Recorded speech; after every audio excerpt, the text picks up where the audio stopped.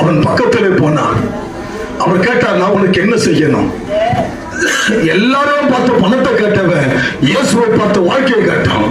ஆண்டவரை நான் பார்க்கணும், எனக்கு வாழ்க்கை கொடுங்க, என் வாழ்க்கை இருளா போச்சு, என் வாழ்க்கையில வெளிச்சம் இல்லை, எனக்கு உதவி செய்ய ஆண்டவர் என்று சொன்னபோது அவன் கண்களை தொட்டு சுகப்படுத்தி இயேசு அவனுக்கு வாழ்க்கை கொடுத்தார்.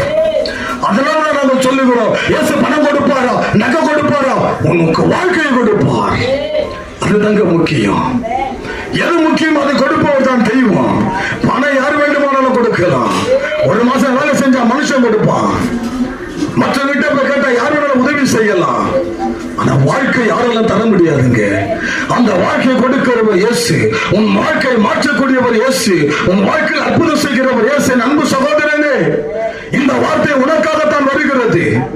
நீ நினைக்கலாம் உங்களுக்கு வேற வேலையே இல்லையா? ஏன்